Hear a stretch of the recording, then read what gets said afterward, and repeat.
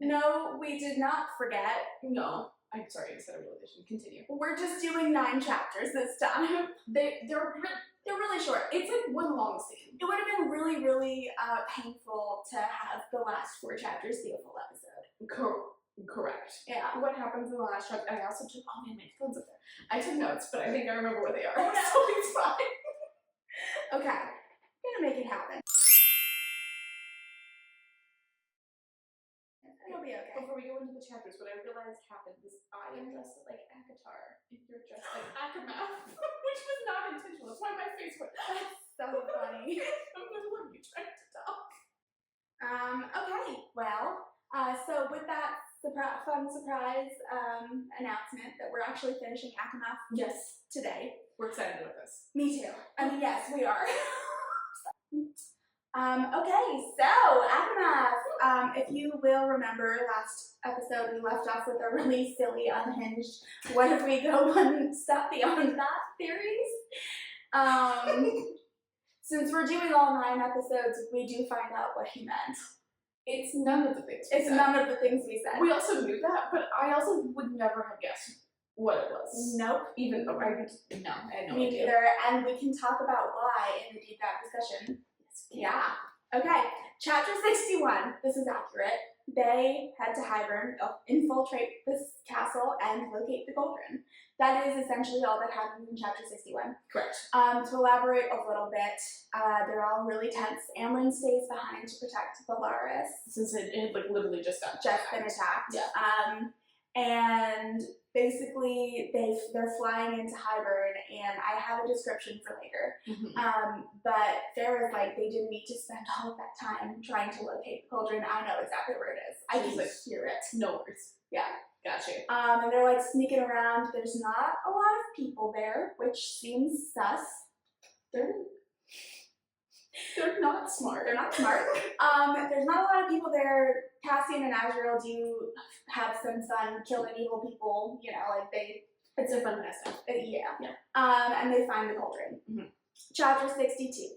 Feyre hears the cauldron speaking to her, telling her to put pieces of the book together. If you'll remember, Amryn specifically said, Don't do that. Don't do that. It's like, oh god, I gotta save this for deep dive discussion. It's hard not to talk through this section. Okay, I'm gonna put this little gem here. Amryn says specifically not to put the 2 pieces together because it will send out a power, like a ripple of power that will be heard around the world. And as soon as Feyre gets into the presence of the cauldron, she's like, what? She's like, they're madness, it just happened. And the thing that flashed through my mind when I was reading that was, I've been rewatching The Office, and there's this episode where it's after Jan and Michael have broken up, and then you see Jan, the next time you see Jan, she's pregnant. And Michael's like, is it mine? And Jan's like, no. And Michael goes, you cheated on me when I specifically asked you not to? And like, I don't know why, but like, that's what Amryn's doing. Yes. Right? Amryn's like, Amryn's felt it. She's like, why? Yes. Why? It's so funny. So Feyre puts the books together, and she's kind of lost in this like crazy trance. Like she is the cauldron and the book, and they are her. Like she's just like, wait, gotta say the words, and so she's like trying to say the words of the spell. But it doesn't happen because they're interrupted by dun dun dun. Jurian! Fingerbone man. Fingerbone eyeball man!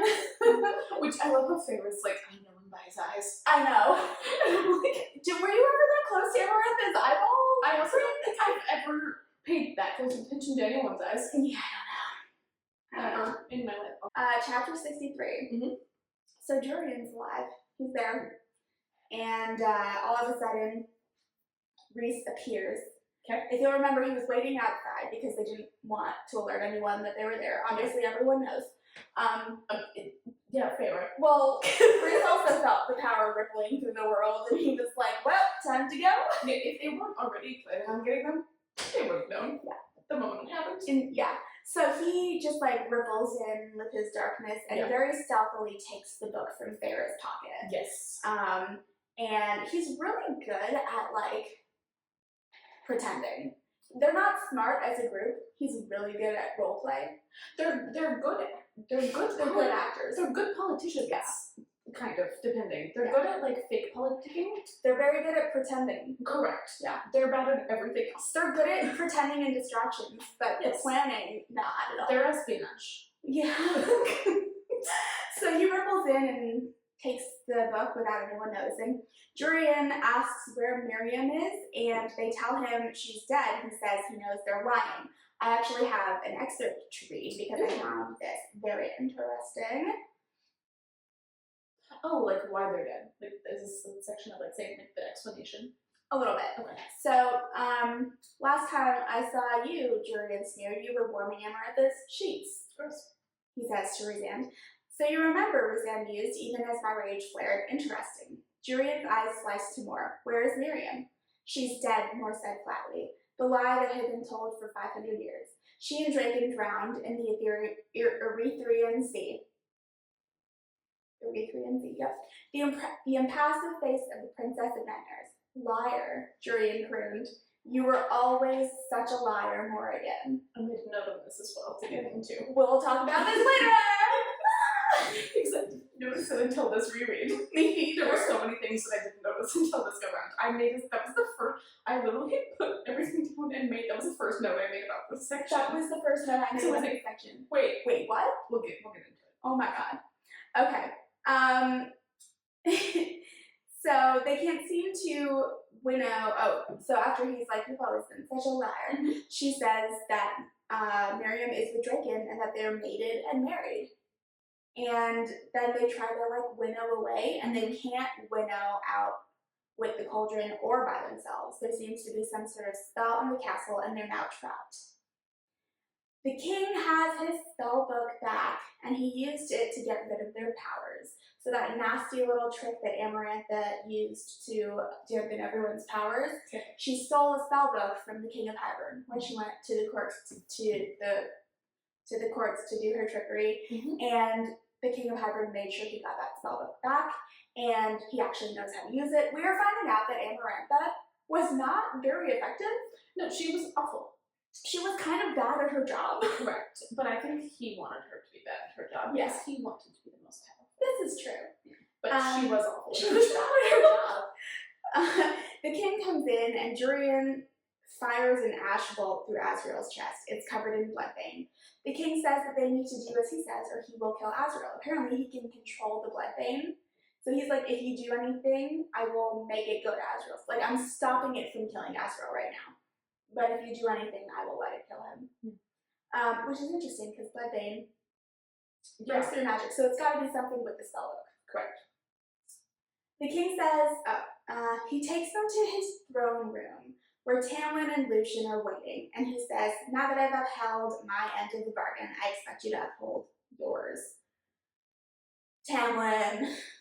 I had some very aggressive notes that I realized I can't see on camera about this. You can say them. We'll bleep them out. Oh, it was what the fuck, Tamlin? Yeah. I was literally just, what the fuck are you doing? Yeah. Why? This was the point where I excused some of his behavior. Yeah. Until this point. Yep. Then I'm like, no. Well, I think we said it in the last episode, like, he's not the big bad of this book, like, he's not the evil villain. He's the villain of Feyre's story until this point in time, when he's the actual villain of the story. Correct. Yes. Chapter 64. We find out that Tamlin made a bargain with the King of Hybern. If the king gave Tamlin Feyre back, then he would allow Hybern's forces to enter it through the spring court and use it as a base while the King of Hybern removes the wall. He also agreed that Feyre would work for the king, because she's all Fey and not Fey, and all seven High Lords, and all of that.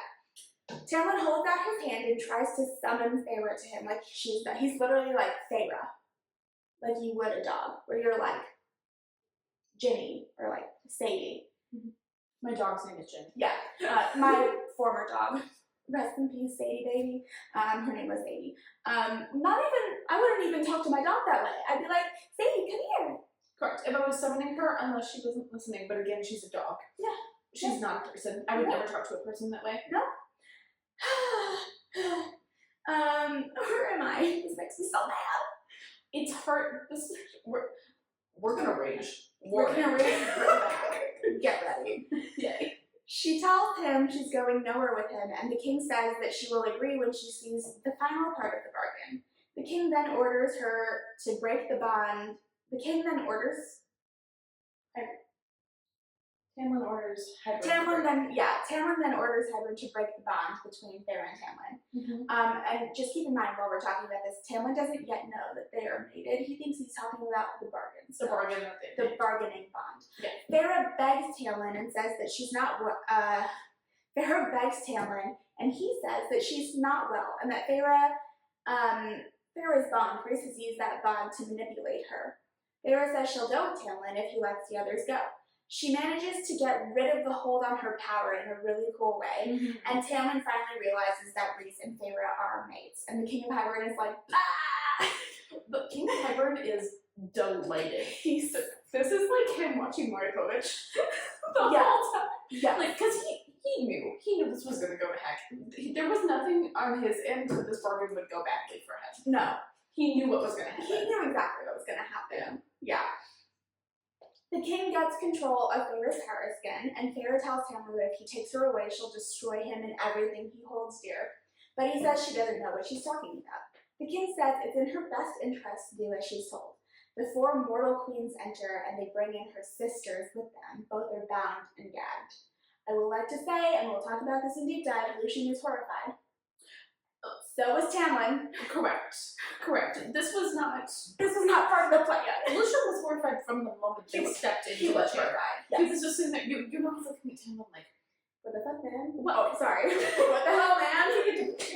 I'm sorry. We have to just cut it. We good, yeah. Yeah, no, it's, you're just really looking and you're like, what is happening? What is happening? Yeah, like, this is not crazy. Real quick before we move on, the way that Feyre gets out of the spell, she convinces the spell that it has no hold on her because she is just like it. She's like, you're only working on Fae, and I might be Fae, but I'm also not Fae, so you don't hold me. And the spell's like, you're right. Yeah. She's just like petting it. Yeah, she's like, oh, and it's like, the spell's a cat. Exactly. It's a cat that's like, okay, fine. Let me just stretch on. Yeah. So, yes. Yeah, it's really cool. Chapter 65. Mind you, if we didn't have the grace and wisdom to include all 9 chapters, this chapter 65 is where we would have ended this chapter recap, so you're welcome. You're welcome. Chapter 65. The queens agree to work with the King of Hybern. He promised to gift the queens eternal youth by turning them Fae using the cauldron. Apparently, Ianthe told the king about Feyre's sisters, and he wants to test the process on them first to make sure it works. Like, Feyre has this moment where she's like, I was so broken that even with Ianthe's like false kindness, I told her everything about my sisters. I told them where they live, everything about our relationship, everything about them, and basically handed them over. You did not, Feyre, none of this is your fault. Although you are blamed for it by your sisters, which we can talk about that later. I get it a little bit. We can talk about it in the 3rd book, when we do the 3rd book. Correct. Misplaced anger. Their feelings are valid. Poor Feyre. I don't know if it's fully misplaced. In their minds, she was going into the Elise realm, and then told their enemy all about them, and where they were located. Well, regardless of what's happening, like, that's how that they is what they think. So I kind of get it. I think it's a little misplaced. It's fair. I have a lot of feelings about it. It's misplaced to the degree that they take it to. I think being upset with her isn't being upset is fine. invalid, Especially because their entire lives are destroyed. We're about to get there. Anyways, I'm gonna cut that whole part out. That's all spoilers. So it is. Well, I guess since we know that don't make it up. Cassian's wings get shredded by a blast of power from the king as he's trying to jump in front and save them all. The king shoves Elaine into the cauldron first. When the cauldron trips over and throws her out, she is high fae. And I have the description because it is cool is the wrong word given the context, but it's cool. It's oddly detailed character description, which I don't think Sarah does often. Not often. Yeah. Alright, so Nesta has been dumped back out. She's drenched and barely moving.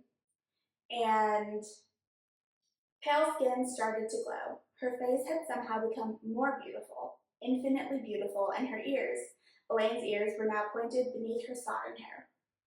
So Elaine is known as this, like, beauty. Gorgeous. Yeah. She is unbearably beautiful now. Mm-hmm. Yeah, it's crazy. Nesta's next. But when Nesta's trying to go into the cauldron, she fights. She fights and she's kicking and she's screaming. And I have this as well. This is a very iconic part of this It book. is. Yeah. Okay. Nesta was shoved into the water up to her shoulders. She bucked even as water sprayed. She clawed and screamed her rage, her defiance. Put her under, the king hissed.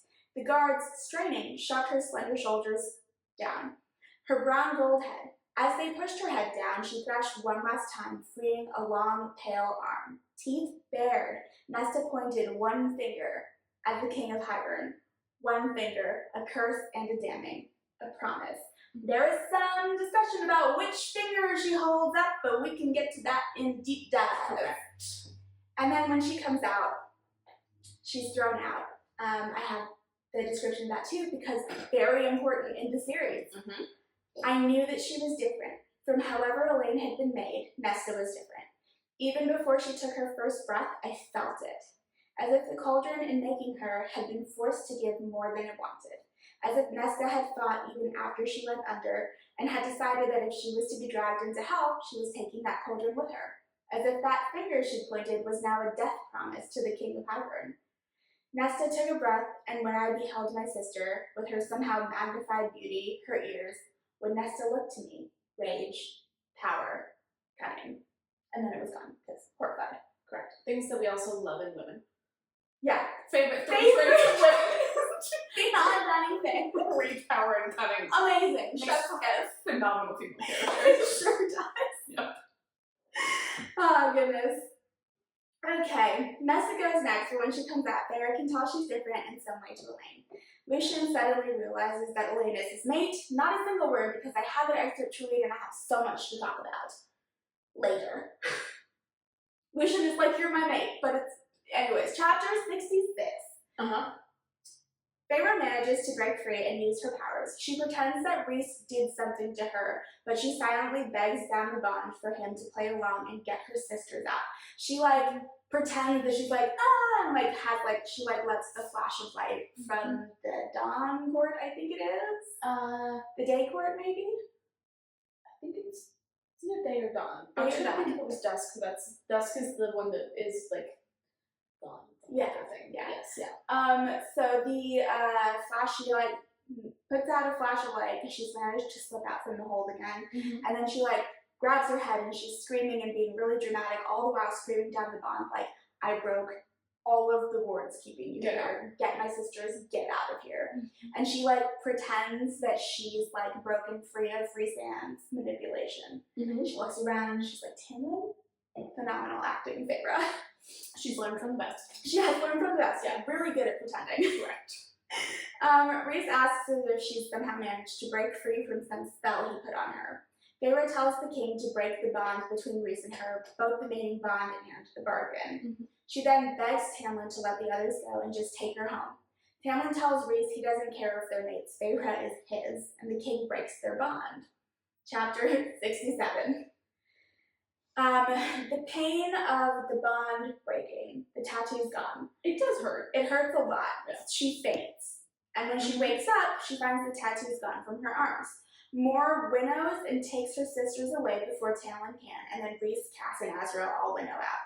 Tamlin takes Feyre home to the spring court. And then we get our first ever chapter in Rhysand's point of view. Oh, poor Rhys. Which is a great chapter. I love a different point of view.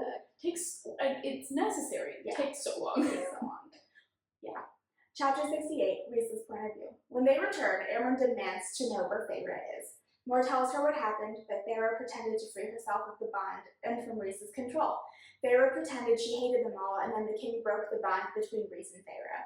Amren says it's impossible to break that type of bond, and Rhys reveals that she's right. The mating bond is safe. Mm-hmm. You cannot break that bond. It's a biological thing. It's not a magical thing. No. Yeah. the king only broke the bargain between them. Aaron demands that he go and get Feyre back, and he says no. Rhys reveals she's gone into the house to destroy Tamlin and the spring court from within. She'll know everything that the king of Hybern does. Aaron says she's his mate, not his spy, and he needs to go get her. Rhys says she is his mate, his spy, and the High Lady of the Night Court. One step further. That line seems so throwaway. It really does. Until this moment, and you're like, what? Like, excuse me? What do you mean? The inner circle has similar reactions, except they're pissed. Validly. Yeah. Rhys said, he says that if they had removed her gloves, her other glove, they would have seen a matching tattoo on her other hand. And he tells them the night before they went to a priestess who swore her in as High Lady. There is now High Lady and his equal in every single way. Rhys says their High Lady has made a sacrifice for her court, and they will move when the time is right. And he says until then, they go to war. Everyone is like, are you telling me? Not only your mate, who we swore to protect with our lives, is in Tamlin's court now, where like they are rightfully scared of what's going to happen to her based upon the condition that she came to them in. Correct. That's our High Lady. Like, no, like the duty is times 10. Yeah. Yeah. And he's like, yup, let's go to war. You know, they're like, why does this keep happening? Why are you both like this? Yeah, like, this is the worst. At that point, you know, they're thinking, should we stage a coup? Yeah. It's like, should we overthrow them? But they won't, because who of them is going to do anything different? Yeah, they don't. They're all going to do the same thing. They don't want the responsibility either. And the last chapter, we're back in Feyre's point of view. Mm-hmm. Feyre plays along and tells Tamlin that she can help him find them all and get her sisters back. Lucian is very suspicious. This says she thinks Lucian is suspicious of her. He's very suspicious of her. Correct. His eyes keep narrowing at her like, He's just, I think at this point, so confused. He's just like, what is happening? Yeah. He like sees her not panicking that her sisters aren't with them. And I think he actually knows her personally better than Tamlin He does. sure does. Uh-huh. He sure does. There's also another piece to this that I'll bring up, but so she plans to take them down from within. And the last line, I gotta read the last line, it's Great so last good. line, yeah. And so Tamlin unwittingly led the High Lady of the Night Court into the heart of his territory. Yeah. The end. Second Tamlin. What? I don't know when we're going to do book 3 in terms of, we have other stuff that we're going to be working on that we're going to be releasing. It's going to be a little while. It's going to be a little while. I do think that we need to take a break from this series and come back to I it. think so too. The first part of book 3 is my favorite. It is the first, It's so good. and it's only the first like 6 chapters. I know. It is my favorite chunk that she has ever written. It's so good. I love it. Feyre as her in Spring Court. It's so good. Ugh. It's so like validating. Correct. Validating. There we go. Anyways, Yes. thoughts for another season though. Yes, we'll get there. Also, read it. You'll know what we're talking We'll about. get there, exactly. Read them, and then you can come back to us when we get there. Exactly. That brings Akhenath chapter recaps to a close. Yay! Also kind of boo. Also, Because this book is I mean, yeah, this book is amazing. Yeah. It's been a long journey. We keep talking about this. It's felt so It has felt very long. Mm-hmm. That's what she said. Hey, Come on, been watching The Office. Hey. Mm-hmm. Okay, let's go to section superlatives.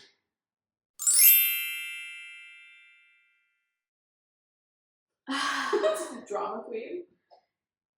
Drama queen of the section. Oh man, and it's 9 whole chapters worth of it.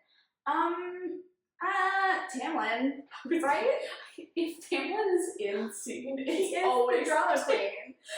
I've seen a lot of like reenactments from like getting it on the internet. This Yeah. is not. It is specific. They're basically like drag queenifying Tamlin, and it's honestly the most accurate So accurate. representation Yes, I've seen of Tamlin. he is the drama. He's such a just hair whipping in the Yeah. wind. Like Oh my he God, is Fabio if he was like an evil character in the book. Yeah. Yeah. Correct. Correct. If we had to choose someone other than Tamlin. Jurian? Yeah. I was gonna say Jurian. That man is such a drama queen. Correct.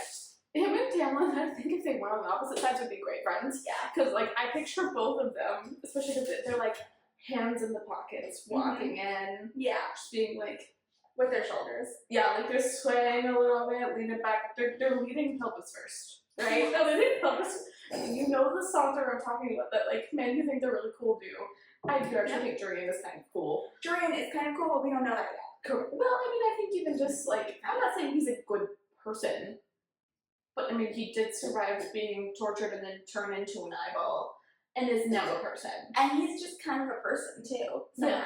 You're right, he's Like, cool. this is his big reveal moment. Yeah. That he's It back. was really good. It was a good reveal. I did not love that he chose to use his big moment to insult Cassian. Correct. But it was a cool entrance. it was a cool entrance. I really don't, like, I'm not saying, like, it's in the section I'm like, Jurian's great, but I think he's a cool character. I'm just saying that off the bat. I agree. Yes. I agree.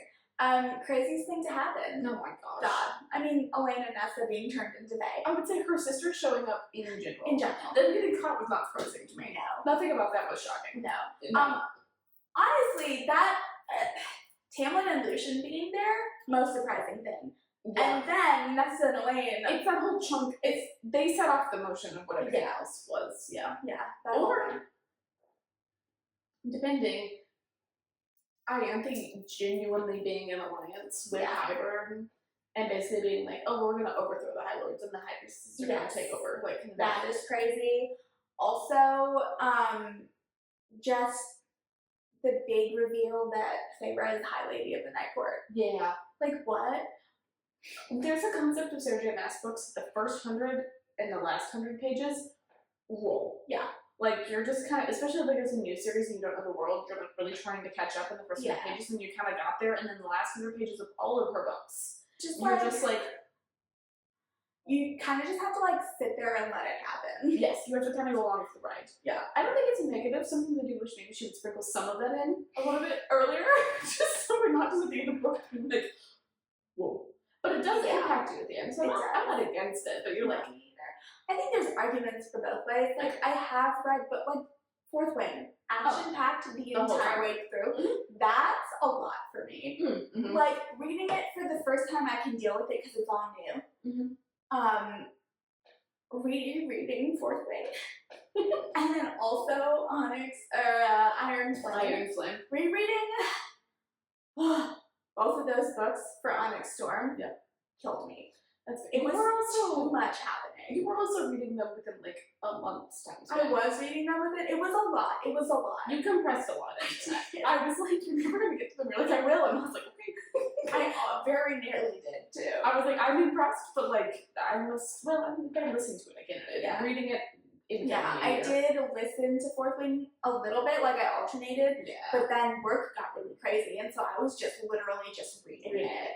Yeah. And I do appreciate in the Sarah J. Maas books, I do appreciate the like time in between to like get your bearings, process things. The characters are processing things. You have cozy little chapters sprinkled in there where not a lot happens, but it's like a fun. I like the fun chapters. Me too. I don't mind them. I think it's partially maybe the difference between like high fantasy and then like modern fantasy. Yeah. So like Fourth Wing is definitely modern fantasy. I think modern fantasy tends to move at a faster pace because it's supposed to be like in our world, which does tend to move at a faster pace. Yeah. High fantasy is like they have to send letters to communicate. That stuff does not happen. I do appreciate that. But I also understand when people are like, literally nothing happens until the last 100 pages. Yeah. I get the pacing can be a little jarring. I don't mind it. Yeah. Was Frank the one that had a big comment about it? I mean, Frank. You're on our shit list right now. I hope you know. Correct. I also think like if you're thinking about how life happens, it's maybe the most realistic part of the book. Sure. Where it's like nothing can happen for months, and then all of a sudden, literally everything is happening. Correct. Everything always happens at once. Yeah. So true. I like it. I like it too. Those are our two regular superlatives. Yes. I think we can bring back Tamlin as dum-dum. All of it. All of it. Oh my god. He is delusional. He is delusional. He literally realizes that Feyre is Rhys's mate, and is like, it's a lie. I'm sorry, what? But there's somehow How? that's where the delusion kicks in. He knows it's not a lie. He just thinks he's better. He also thinks that he is owed Feyre, Correct. even though he did nothing for that claim. Correct. Absolutely nothing to deserve that claim. Correct. Yeah. Mm-hmm. Paying for her family's comfort is not something. No. That's not how that works. That is not how that works. He did that willingly. Correct. Yeah. Correct. So. Intended for his own ends. Mm-hmm. I think that's the thing that people get confused about. Sometimes with their relationship is they're like, oh, well, Tamlin did these things. I'm like, if Feyre doesn't view it this way, but I remember thinking of it when I realized that it was for a bargain, even in the first book. Everything he did to and for her was for himself in the end. It was. There was nothing about what he did for her. He didn't. It was always for his own end goal. Yeah. And I think the only way that he was able to do that without feeling guilty at this point, I think, was to delude himself enough to thinking he was, like, doing it in some sort of misguided sense of chivalry and love. I think so too. I also think, this is getting a little into deep dive discussion area, but I just had a thought that, you know how he didn't, the bargain was that he had to find a human with hatred in their heart and get her to fall in love with him. But didn't he have to fall in love with her too?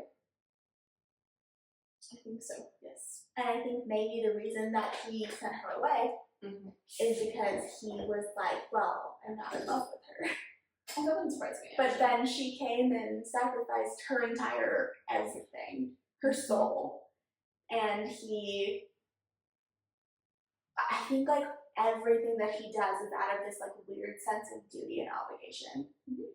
And he truly believes that because she did all of that, he deserves her now. Because I do think that he fell in love with her when she was destroying herself for him.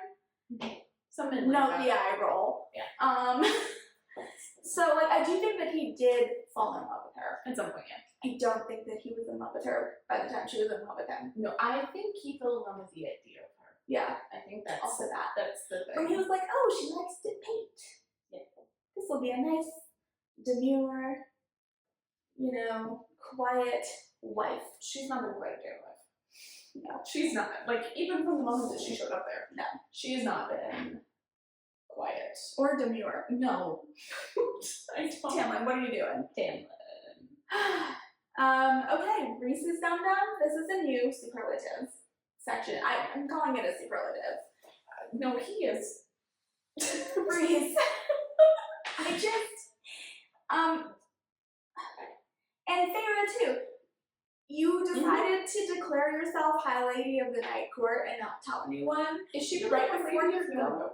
Right, exactly. It's like right before going in to do something so dangerous. Yeah.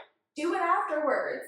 No, this was definitely, like, pillow talk taken too far. Yeah. To a degree. Yeah. I don't think she should not have been made. No. Maybe I think she I love that she does. Correct. She does a lot. Like, in her very soul, being the leader is who she is. Correct. And it's because she cares about people so much. Like, it's a great thing for her to be. Yeah, I don't think any of that is wrong. She just, why?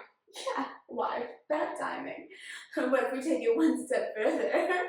Not a sex thing. High Lady of the Night Court.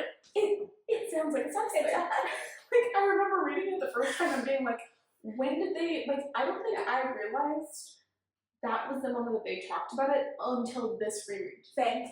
And I was like, oh. I realized it the last time I reread it, and then I forgot about it until I was taking notes. I did not. We've talked about this multiple times. Reading for this podcast is vastly different than just reading it on my own. I'm pretty sure we now have a master's degree in Sarah J. Maas literature. Correct. We have written our dissertation. It is our seasons on this.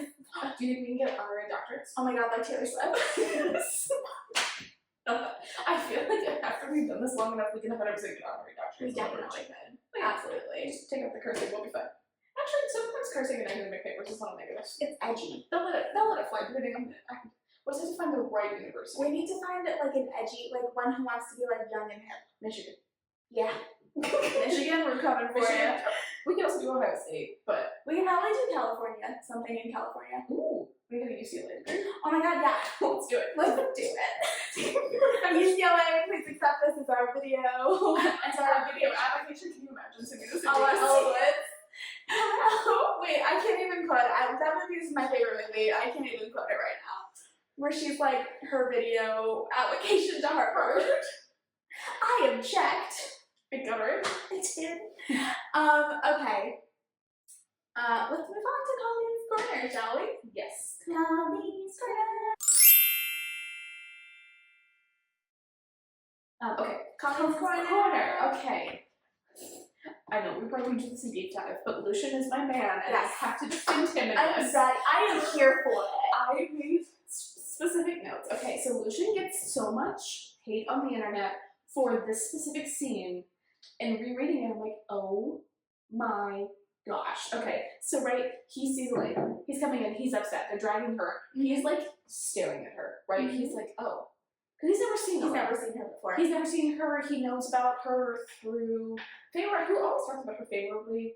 Yeah, Feyre always liked her a lot, or whatever. They're close, and he's like clearly drawn by her, but like also she's pretty. Oh, I don't know if you also wanted to talk about this specific thing. Yes. Yep. Okay. Yes. I have it there for you. And I could read it because I Gotcha. literally made a note and was like listening to it at work. And I'm like, ah. Okay, so, and then the main thing that he gets crap for, because everyone was just like, he screams. He doesn't scream. He does not scream. He doesn't. They're like, he screams, my mate. Lucian does not scream. I know I'm getting heated over this, but I am so there with you right now. I'm I am so here mad. for it. I think people just want to keep the redhead man down, and I get that he's attached to Tamlin. He is not Tamlin. He's not. He is a young person who got wrapped up in something. He basically got tricked into a cult. We've all done it. We've all done If you grew up religious, we've all done it. Okay? Technically, sociologically, all religions are cults. By definition. Yeah. I don't agree with that. It's fine. So the sociological definition, a cult is literally just any collective group that has a belief. From a cultural definition, it's very separate, so I don't go around saying that to everyone. I love it. But It's fine. technically speaking. also stating, in case you don't know, I do have a degree in sociology. This is not me just like spouting off information. I have a degree in the subject. Yes, we take it seriously. Correct. Yes. Okay, so Elaine has plopped wet out of this cauldron, right? Like a fish. Literally, I think that's how she's described. It's kind of like flopping like a fish. To us, we assume it's a couple of seconds. We don't know. The cauldron is infinite and created time. We don't know how long for them it felt like they were in there. Before you get there, I just want to, because I don't know if you're going to say the same thing as me. Yes, ma'am. She comes out. Yes. Nesta goes in. Yes. Nesta comes out. Yes. Nesta sees Elaine with Lucian, who hasn't looked at her yet. Yes. Covering Elaine because Elaine is wearing a see-through dress at this point. Correct. Yes, she's in a nightgown. Lucian is like, let me go. Does not realize this is his name yet. He's like, do not leave her like that. Let me go. Covers her up. Correct. Nesta comes out after having cursed the King of Hybern. Sees Elaine in his arms, pushes him away, and is hugging her and sobbing her. Also mildly fair. Yeah, so like, yes. She's flopped out. Lucian sees her and is like, I need to help her. Yeah. Regardless, he knows nothing about it. He's just like, this girl needs help. Yeah. She's like basically naked. Correct. In a room full of terrifying fae people. Terrifying fae people, and she needs her. Regardless, I think this is the point for me that I think makes Lucian so interesting, is he understood that she wants her dignity in this moment. Yeah. All of her choices were taken from her. Her dignity was taken from her. Just giving it back to her. Exactly. And the best way to get his help. Also, don't necessarily blame Nesta for shoving him off her.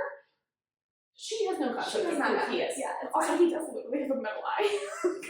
He looks a little scary too. With like a scar gnarly metal eye.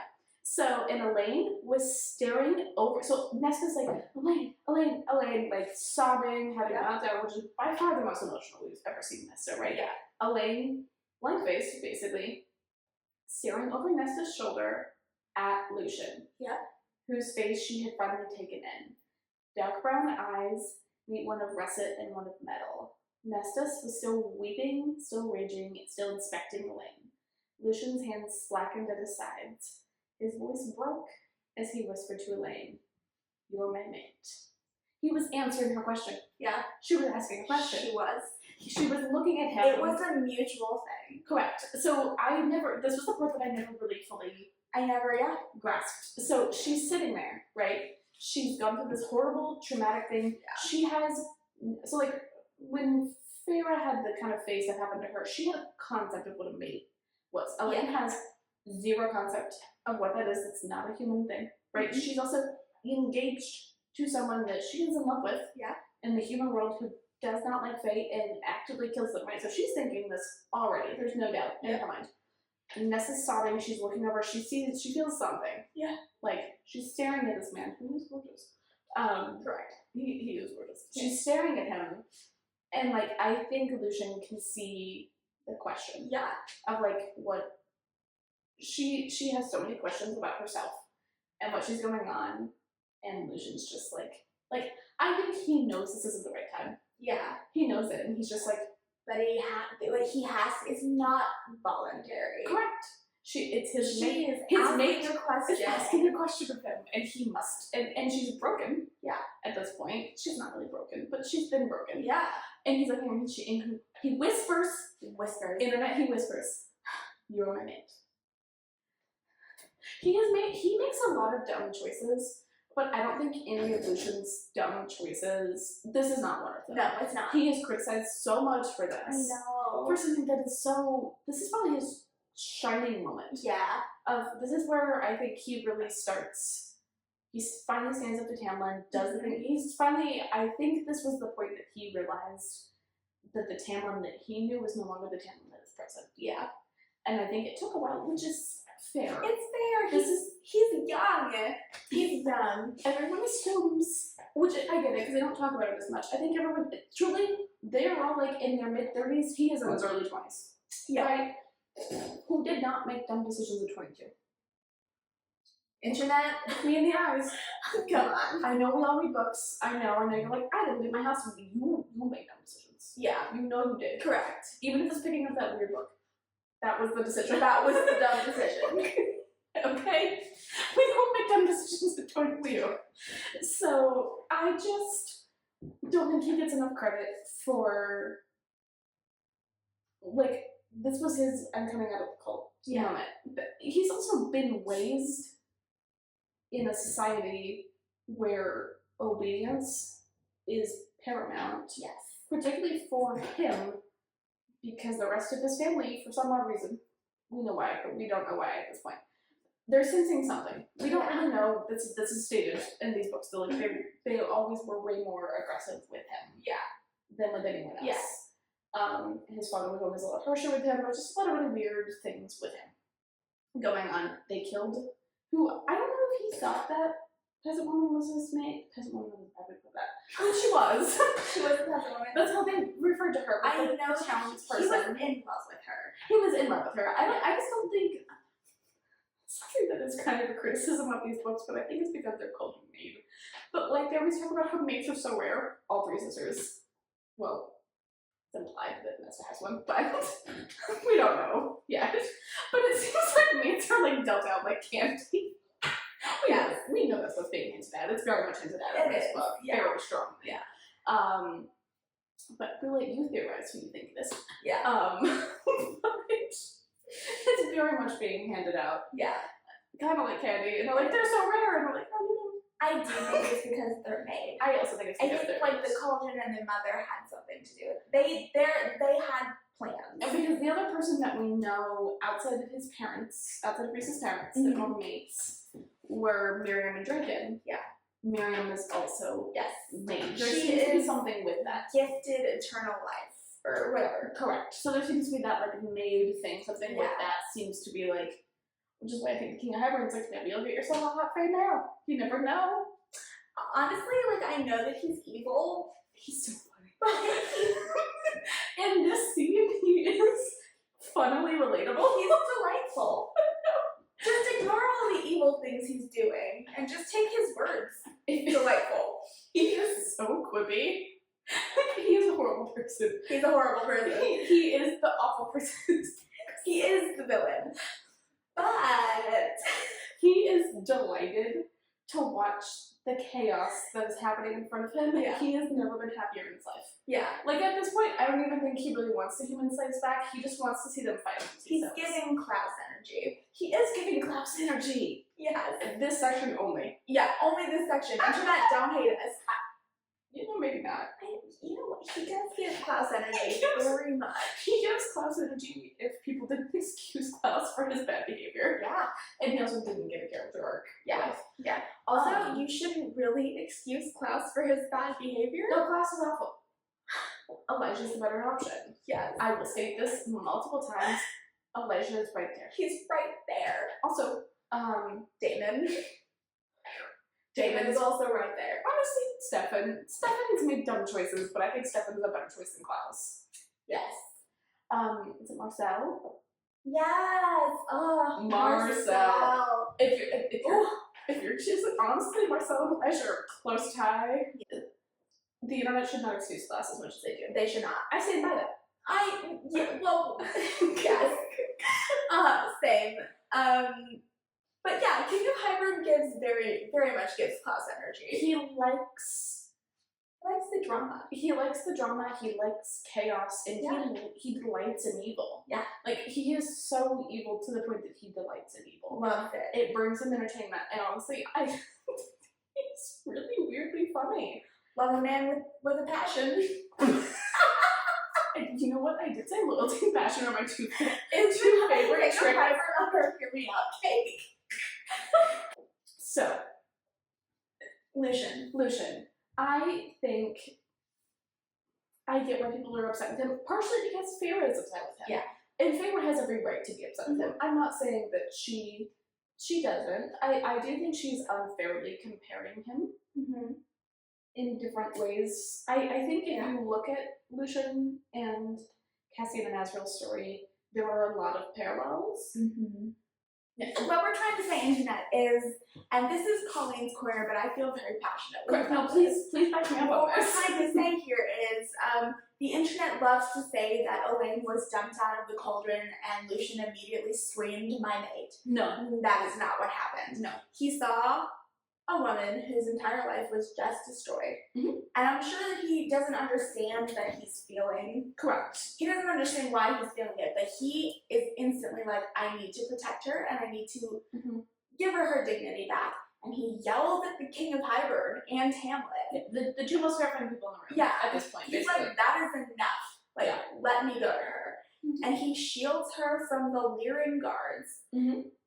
And then Nesta is thrown into the cauldron as well. And then she comes out. And then Elaine is looking at him. Mhm. And then he very quietly whispers, "You're my mate." But everyone hears because they have Fey hearing. Correct. Yeah. Also, Lucian is not suddenly a good person because he has a mate now. No. That is a little bit implied by Feyre, I will be honest. It's not. No. It's not what's happening. Mm-mm. Feyre's in highlighting spot mode. Yeah. And I think she gets there, I think. But, like, he's always been a relatively decent person. He's the only one that stood up for Feyre. Honestly, even more than Rhys on occasion under the mountain publicly. Rhys couldn't do it publicly, but publicly, Lucian was a Lucian was there. very vocal supporter of this, Yeah. to the point that it caused him. He almost died. Because Feyre can't Can't breathe. Can't breathe. That is such. Also, you know from like, because Tamlin knew she couldn't read. You know, Lucian's like, Yeah. you knew. Yeah. And you didn't die. Like, you know, at that point, he's like, bro. Yeah. Why? But no, like Lucian does the work, and like, Correct. I'm not saying he's perfect by any means. He has a lot of growing to do. he does. Like any 22-year-old has. Yeah, exactly. He's like, to give some context, the rest of them are like Yeah. 500 years old. I think he's Older than. He's like 50. Yeah. He might even be like, I think he might be like 100. He's older than Tarquin. oh, he's older than I think he's older than Tarquin. I mean, give it But a like, barely. also, Tarquin makes dumb decisions. Tarquin does make dumb decisions, and we love Tarquin. We do love Tarquin. And the internet loves Tarquin. Yeah, We learned that recently. The internet loves Tarquin. they sure do. Valid. Yes, very valid. Yeah, cut him some slack. Stop. Be chill. Yeah, Calm down. yeah. I think that I honestly, after this read, I think his approach, Feyre very clearly had the question too. Guess who didn't tell her the answer when she was very clearly questioning everything? Okay? Yeah, you can't give Lucian crap for this if you don't give Rhysand crap for not holding it back. Exactly. Like, you can't have your cake and eat it too. You either can be like, oh, we should have told her immediately, Yeah. or you can't. Not allowed. Correct. Not allowed, because they're both criticized for different. Same thing for different reasons. Yeah, exactly. They can't win for losing.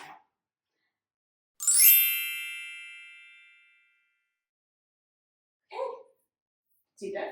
Deep dive. Let's go. Okay. Since we're talking about Lucian, I'm just gonna skip to that part. There's not they get caught. It's dumb. That's it. It's not even a good. It's the most Scooby-Doo-esque plan. It's very Scooby-Doo. I've ever seen. It is so Scooby-Doo. So there's gonna do. It comes down to your point that they're lucky that some other court wasn't trying to do the same thing. Yes. This entire plot of theirs is Scooby-Doo. Like, can you imagine them showing up and they just see Tarquin? Because, honestly, really likely, I think. Tarquin would, yeah, I agree. Like, if Tarquin figured it out. Tarquin is smart enough to. Well, because he has the most likely, because he knows that they stole the book. Yeah. Right? And he's just like, what are they going to use it for? He's like, cauldron.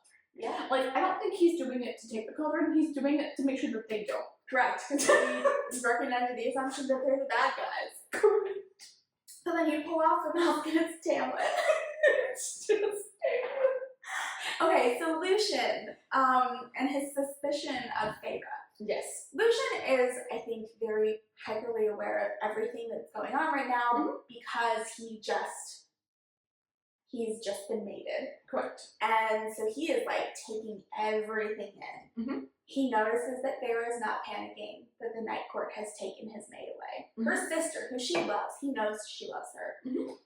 And he narrows his eyes at her, and she's like, Tamlin, take us home. You know, very good at the distractions, is the Night Court. Correct. And then the entire time they're there, he's looking at her with his eyes narrowed. There is this tidbit. Lucian's magical eye can see through glamours. Yeah. So, he can see took the the tattoo. glove off, because the glove is still on there. Can see the tattoo He immediately. can see the tattoo. He knows that Feyre is still mated to Rhysand. Which also, like, how much of that glove is covering the tattoo? Yeah. In theory, like, if does it ever slip over? I don't know. Like, you know what I'm saying? Yeah. Like, it could be partially and then... Because, like, she's glamored it at this point in time. Yeah. Oh, she's like, Lucian can see it. He's not suspicious of her. He, like, fully knows. I don't... It's weird. I think Feyre says the thing of, like, I had your mate. Yeah. Like, you have to comply. I honestly think he would have called her out sooner. Mm-hmm. I think he would have called her out for it. Yeah. I don't necessarily think he would have been mad at her about it. No. My other thing, because Lucian is a smart guy. Correct. He makes some decisions. We all do. Correct. He's an intelligent guy, though. It's an emissary. He's an emissary. Correct. He knows Feyre. She will do anything for the people that she loves. Mm-hmm. He knows. He saw her destroy herself under the mountain. Correct. You know. So he is like, well, Feyre's not panicking that Elena's not here. I can see that she's still mated to Rhysand. So he's, maybe the only thing he's suspicious of is like, what are you doing here? And what's your plan? But he's like, as if I just play along with this, she's gonna take me to my mate. Correct. He knows this. Correct. I don't think he would have played along without the mate thing. I think he would have been like, I think he maybe would have talked to her about it first. He would have. I think he's smart enough to not just be like, Tamlin, she's lying. Well, after seeing Tamlin literally, I don't think at this point he does not trust Tamlin. No. He's never trusted AMP. We learn more about that later, but I don't think he's ever trusted AMP. He does not trust Tamlin at this point.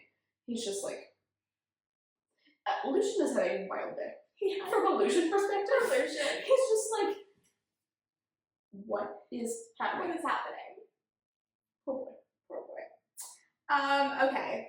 Now I'm gonna go back to the beginning because I had some notes. Okay. My first note was about the thing with more that you pointed out, so I don't have anything earlier than that. I think. Oh, I wanted to bring in our map conversation. Oh yeah, that we're really bad with maps. But also that Hybern is just Ireland. It's just Ireland. I have a description of Hybern. Is it just Ireland? I'll read it to you. Hybern, no lights burned on it, but it felt old, as if it were a spider that had been waiting in its web for a long, long time. Then I'm going to skip ahead. A wall of bone-white cliffs arose, their tops flat and grassy, leading away to a terrain of sloping, barren hills. An overwhelming sense of nothingness. Sounds a little bit more like the Highlands. Like Scotland? Yeah. It does. And then, around a bend in the coast, built into the cliffs and perched above the sea, was a lean, crumbling castle of white stone. Not imperious marble, not elegant limestone, but off-white, bone-colored. Perhaps a dozen spires clouded the night sky. A few lights flickered in the windows and balconies.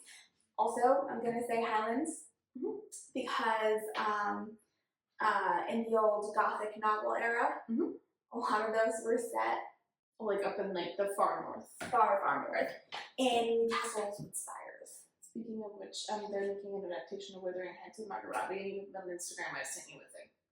I haven't been on Instagram. No, I know. I sent you a thing, so you know. Okay, I'm excited. I mean, that would make sense. I mean, it does sound like, yeah. I have not been to Scotland. Possibly Northern Ireland, which I've also not been to. I have not been to it. My family is by national. I know I'm a white person born in the U.S. I'm stating this up front. I am an American. I'm not a Scottish person.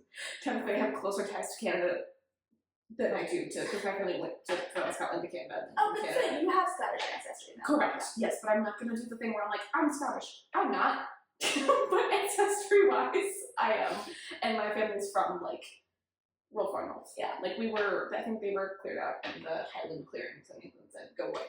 Kind of thing. So, like, my family's from up there. So, anyway, done a lot of research in that area, and I would agree with you. It does kind of sound like my brain went to, like, the cliffs of Dover.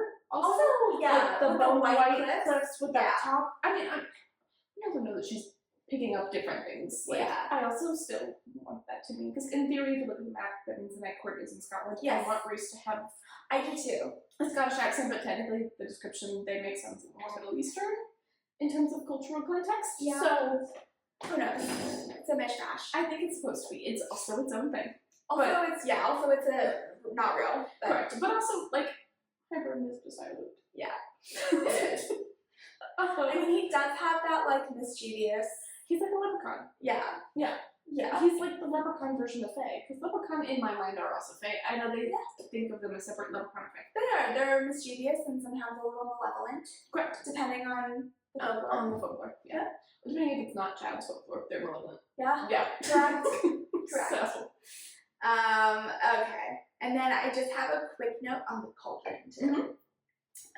It's the first time we see the cauldron. Yes. We finally see it. This thing that there is a mural painted in Tamlin's library. Feyre has started using the Fae terms of cauldron boil me when she's which I love too. So the cauldron was absence and presence, darkness and whatever the darkness had come from, but not life, not joy or light or hope. It was perhaps the size of a bathtub forged of dark iron. Its 3 legs, those 3 legs the king had ransacked those temples to find, crafted like creeping branches covered in thorns. I had never seen something so hideous and alluring. I still can't really picture it in my mind. Okay, so I was going to ask this question because I think the 3 legs thing I missed. Also, slightly sidebar, but the King of Hebron's like, I had no interest in anything until sort of like, he's sort of ransacking those temples. I'm fairly certain before they got the book. Yeah, so gaslighter, number 1, but coming back. I could be wrong timeline-wise, but such a gaslight. I truly don't picture it. I know what a cauldron looks like. Yeah. Right? Like, I know the round, like, the lip, and, like, the 3 legs or whatever. When they said bathtub, my brain truly went with just a big iron cloth of bathtub. See, that is what I picture. I literally just picture a normal-sized cauldron, regardless of the fact that it's supposed to fit people in it. I just can't.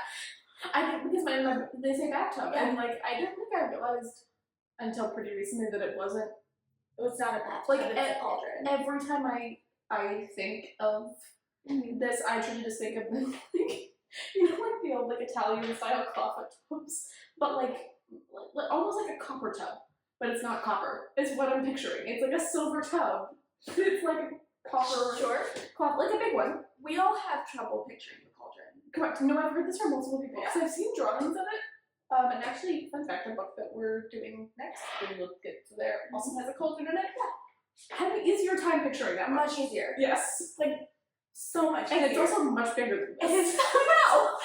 I I think it's because she said bathtub that my brain can't. It's, yeah. Like, I'm literally picturing a big oval bathtub that has the little lip on it because it's a freestanding clawfoot tub. Correct. The 3 legs kind of goes out of balance. You don't need 4 for clawfoot. And yeah, just picturing this, like, excited Feyre is just like standing next to this bathtub, seeing all the fun spells. Yeah.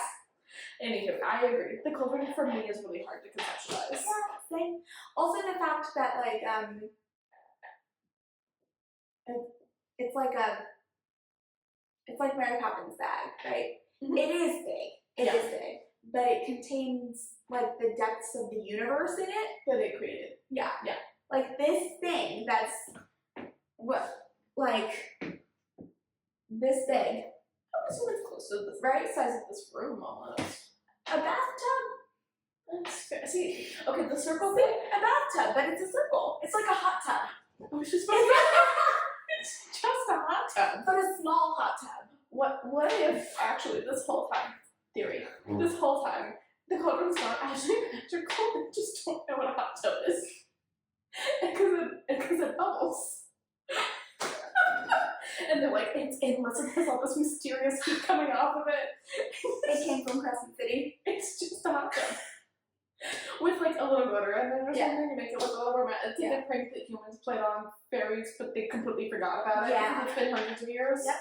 Thousands of years probably at this point before they got the cauldron. That's really funny. That's what I want it to be. So yeah, It's the size of a hot tub. it's the size of a small hot tub. Yes. If that makes sense.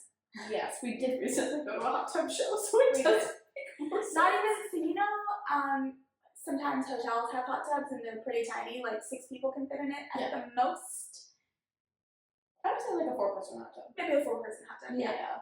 So that's what we're working with here. Okay. I think. Internet, help us out. Internet. Please make it a hot tub. I really I just want to see. Like they're all like having this dramatic moment, like it's really dramatic and all this stuff's happening. It's just a hot tub. It's just a bubbling hot tub. Yeah. With like the jets going. Make it happen. Make it happen, please. I want to see it. Speaking of the hot tub, Yeah. and the depths that it contains. Yeah. Elaine goes in. She's Elaine. Terrifying. Very easily put in there. Yeah, I mean she just doesn't have any. She doesn't have any fight. It's not her thing. Yeah. Which is fair. Nesta goes in. She raises one finger at the King of Hybern. Yeah. What finger? It's It's a middle finger. I always assumed a middle finger. She's flipping him off. Correct. If she would have said a gesture, in my mind, I think it's the British version of flipping people off. Oh, the peace sign, but backwards? Yeah. I'm not gonna do it. I won't flip any of my British friends off. Like the up you kind of signal or whatever. That's what I'm picturing. More like I think that feels very Nesta. Yeah. But since it's one finger, I know in theory I think it is literally her just pointing it, kind of like marking them kind of thing, and how they used to like mark people with like you. Like I think that's you listeners. But her word, like the verbiage, she points one finger. I think the thing that people like say, and I guess it would be eventually like this, I don't think it's like this. I think it's like this, and as she's going down, it's coming like with her kind of thing. I think this is what in my mind feels weird. I literally today saw someone in her bathtub, which is super funny, recreating this scene. She was like, it's this. And I'm like, I don't think it's like this. Definitely not. I think it's more like, She's just pointing at him like, I will get you. to me, this feels more intimidating. This feels like, hey girl, Yeah. this is a hey girl point. Yeah. This is not like a point, like if I'm mad at you, I'm not doing this. Right? I'm like, Yes. come here. There you go. That's how I That feel makes about it. more sense. Like, I know they don't have the come hither motion, but if Nesta could, it's the come on, Yeah. come at me. I still love the idea that she's flipping him off, but I do think realistically, her own, like it's not in her. She doesn't have the wherewithal to flip him off. She is literally just marking him. So if it was Feyre going in the cauldron, 100% She's definitely flipping him off. I think that's like a favorite thing. I think Nesta is more the like, she's very controlled with her rage at this point. Mm-hmm. Does not stay that way as much later. No. But like at this point, she's very like she's cold rage. She's not burning rage. Feyre is like burning, exploding rage. She is fire. Yes. Kind of thing. And honestly, she'd probably do well in the autumn court. She has this kind of like fiery thing about her. Elaine's very spring. Yeah. And Nessa's very cold. Very cold. Very wintry cold. Yeah. No, I agree. Alright. Shall we talk about more? I am so curious about this. Because again, this leads to more confusion about her like, I am truth and I speak the truth. You're always such a liar, Morgan. What do you mean? That was literally the first note I wrote down. I'm just like, what is... Yeah, what do you mean? What do you mean? Like, and which, I mean, you're not fully wrong. Yeah. She does lie a lot, which I guess in theory, if you said, I think that's the thing where a lot of people are like, is more lying about being a truthful person. Yeah. Because, like, which again, Jurian's also in this. Like, Jurian's in this, moment, he's enraged and, presumably insane. He seems very controlled for an insane person. He does. But he's single-minded. Yeah. He's single-minded, he wants what he wants. He's said that he's, which, to a degree, I feel like if I fought in a war, lost, was essentially had my soul ripped from me and tortured for 50 years because of that, and then put back into my body, I think I'd also be like, you know what? Yeah. I'm getting what I want, peace now. Yeah. I've done my duty. This is between y'all. Yeah, no, I agree. I think we need to move back into the frame. Sorry, everyone. We're having struggles. I might have been on frame for a big chunk of this. You might have been. It's fine. No one needs to see me. It's all You good. can hear me. I'm loud enough. I wonder if what he means. I wonder if he is thinking about. Well, because he's been on Amber with his finger for 500 years. So in theory, he would have seen. I think he's seen that. I mean, he didn't have ears. He didn't, but he saw, he talks about what Rhys did under the mountain. Look, I think you can see him. Yeah. Doesn't mean you can hear him. No, he can though, because it says something about him dying to know who Rhys was protecting, and Rhys never uttered a word. He doesn't have ears. I know it's magical. It's magic, yeah. There's no logic here. I know. But in my head, I'm like, he doesn't have ears. But I wonder if he heard the lie that Miriam and Dragon died, and he's specifically really only just talking about that. Yeah, I know. I think so. I do think in I know we get stuck on the eyeball thing. I think it is technically his soul that was trapped in the ring, and it's just represented by an eyeball. But I really just can't get over the fact that it's an eyeball. It is an eyeball. It's gross. And a finger. Eyes freak me out. So the finger thing weird that doesn't freak me out as much. I always think it was a pinky finger. I always thought it was the index finger. It's funny. I'm sure it actually specifies. If I would, in my head, if I'm gonna take finger, one would take the index finger. It's the most important. That's true. Technically, the thumb is the most important, but you can't really, because you can't use the rest of your hand without. Really, the thumb is the most important. True. You can still grab things, even if it's just these. But without the thumb, what are you doing? You gotta do the whole thing and hope, which really still kind of requires a thumb. Still using that, palm part of your thumb. There you go. What are you gonna do now? I can't on camp. We only have to drink out of bottles. Only have bottles. That is, actually, wait. Get out of here. Oh, come on. Not if it was full. If it was full, absolutely. Same with this, not if it was full. Thumbs are important. Moore, on her knees beside Cassian, hurtled for the king with a cry of pure wrath. He sent a punch of power to her. She dodged, a knife angled in her hand, and Azriel cried out in pain. She froze. Stopped a foot from the throne, her knife clattered to the floor. The king rose. What a mighty queen you are, he breathed, and Moore backed away step by step. What a prize, the king said, that black gaze devouring her. Azriel's head lifted from where he was sprawled in his own blood, eyes full of rage as he snarled at the king, "Don't you touch her." Yes. Okay. I think what I thought was so interesting about him, and I think interestingly in this section, it's not a parallel. I think, which I think is intentional, but I think Azriel and Lucian are similar parallels in a lot of ways. Yeah. But he's very Moore is also protective of him. Moore is doing this to protect Az. Yeah. And he's he sees this interaction that came in ooh. Yeah.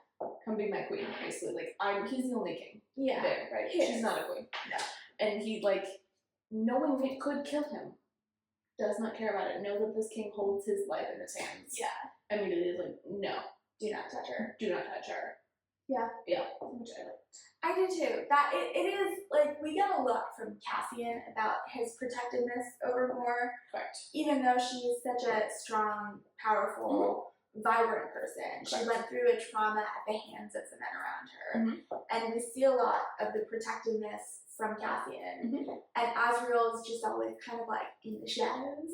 Yes, we see a lot more personality from him, and I Yeah. think the strong independent woman thing brings up a good point of like, Moore is a woman who had a lot of trauma navigating a world that is controlled by men in her life. She's come out strong, regardless, and is probably stronger than most men, but there's still an element of being not like she's not stronger than King Hybrid, right? And like I think Rhys and Az. And Cassian, but like I think Cassian and Az both are really good at understanding when Moore needs help and when she doesn't. Yeah. And being, and like more, I don't know how to put it, like they're good at stepping in when they need to. Yeah. In a way that isn't condescending or makes Moore's character any less of a person. It's just they know the society that they live in and they're going to step in. Like the King of Hybrid is basically like threateningly objectifying her. Correct. And Azriel is like absolutely not. Which Moore is used to. Yeah, That is what she is. The King of Hybrid is not far off from what she was raised in. No. Even close, to be honest. It's probably, her dad is basically the King of Hybrid. Yeah. They're the same person. They are the same person. He's not as funny though. No, he's funny. Hybrid is so funny. He's so I'm sorry, entertaining. Internet. We apparently love the King of Hybrid. It's the class energy. As much as I hate Klaus, he is really entertaining. He is. He is. I do not enjoy Klaus. I'm sorry, Internet. No, But I appreciate his entertainment value. people would not like Klaus if he wasn't played by that gentleman. I cannot think of his name right now, but he's a very handsome man. He is very handsome. And he's very expressive. Mm-hmm. And I think the expressiveness is what makes him alluring. Yeah. Also, he's handsome. Yeah, he's handsome. Okay, I guess we should talk, the last thing we should talk about is, how excited are you for Feyre, High Lady of the Effing Night Court? Specifically knowing that that's something that she asked Tamlin about and was immediately told it's not a It's thing. not a thing. And the fact that Rhys just brought it up. Yeah. I was like, do you want to take it a step further? Like, this was not even something that Feyre brought up with him. No, Rhys was just like, hey, let's take it a step further. We all thought it was a sex thing, but it was, let's make you High Lady of the Night Court. Because he said during sex. Yeah. How was it not sex? Right, but no, he was like, let's make it official. I think it was a little bit of both, to be honest. Honestly, oh, the thing that I had noticed while I was flipping through, so Tamlin, he always has his bandolier of knives. Mm-hmm. There were notes that it's Illyrian hunting knives. Mm-hmm. I just thought that was interesting. Yeah, I hate it. He's wearing his Illyrian knives and he is destroying the world with them. He is the worst. He is the worst. I do think it is very funny with the way that we're talking about this, is that we've had more positive things to say about the King of Hybrid than we have about Tamlin. Oh goodness. We have. Which, technically the King of Hybrid at this moment has more redeeming qualities. Well, the King of Hybrid has been extremely authentic. And transparent. He's not changed. Nope. He should. He should. But he has not changed. I think if he was not who he was, he would be my favorite character. Yeah. Like, I think if he wasn't an evil person. Right. I think if we got more from him. Correct. Yeah, I think I would find some. I would think he was really funny and interesting. I agree. But he's also an evil. He's also actually evil. An evil slave owner. So, Correct. you know, we actually don't like him. We don't like him. No. So he's definitely not on our Hear Out kicks. It's the difference between Lord Voldemort and Dolores Umbridge. Correct. Tamlin is Dolores Umbridge. Correct. Widely hated more than Lord Voldemort. Correct. And well deserved. Yeah. Yeah. Correct. Mm-hmm. So that brings us to the end, Essentially. I think. This was fun. This was fun. I love this book. Me too. It has been very interesting to go through in this way. It has been. I learned so much more about the world doing it this way. The world and the characters. And the characters. Correct. Yeah. Folks, when we started this season, I was still slugging it in New Jersey. You were like solidly in Jersey. Yeah, solidly living in New Jersey, looking for a job in St. Louis. Correct. And now here I am in my new house, which this is gonna be a library at some point in time. But this is officially our podcast room at my house now. So this has been really fun. Thoughts? Just summarizing your thoughts. I don't even know, honestly. Like, I know we said this, but it's been such a long journey. I'm trying to think of even like the process of going through it. I love this book. I know we seem to have a lot of critiques. I critique the things that I like. That's just the nature, also the nature of this podcast. I think so. But yeah, this one, I do think this one is technically my favorite, but I think the third one might actually be my favorite. I have noticed that my opinion of the books has changed in reading it like this. Correct. And so I am intrigued to see what I think of the third one. There are technically 5. I think even out of the 5, the third one would still be considered my favorite personally. Okay. Yeah. But I don't know. I think I liked seeing Feyre grow. Like, I think that's something that's interesting. Weirdly enough, I think as breaking it down in the way that we did. So my phone is also like where that black band is. I still can't. Like the other side of that black band is the end of my camera lens. Great. Yes. So I think because we've taken a while to do this, I think we've kind of went along on the same time frame as kind of Feyre walking through this. You're right. Because it's not actually what I recently have things going to send it to you. These books take place in like 3 years. Like, everything happens extremely fast. Very quickly. And so I think this book was like 6 months. Interesting. Or something. So, I mean, we haven't been doing this for quite 6 months, but I feel like it's close. I think it's like maybe 4. Yeah, I mean, we're not too far off. No? Yeah. So, I mean, I think we've kind of, like, walked through the journey with Feyre a little bit, which I like. So. How do you feel about the pacing of 5 chapters an episode for this book? I think, honestly, for this one, I think she almost wrote it in 5 chapter chunks. It felt that way. Like, the cliffhangers were like the almost, except for even, which I mean, technically for this one, if you wanted to, the cliffhanger would have been really interesting to drop off. It would have been Nesta going into the cauldron. Yeah, so there's a lot of like chunks and times. I don't think it was bad outside of that one time that I recap and everything happened in those 5 chapters. That was the only time where I was like, we probably should have did 2 and 2. That was funny. I do think sometimes we need to look and see what's happening, but I would say in general, I think these books are done in kind of 5 chapter chunks. I don't know about that for every book. I think some books, like the next one we're doing, I don't know if we need to do 5 depending. I also think like that's an interesting statement. Like, I agree. This book was really neatly divided into 5 chapters, except the odd exception. Yes.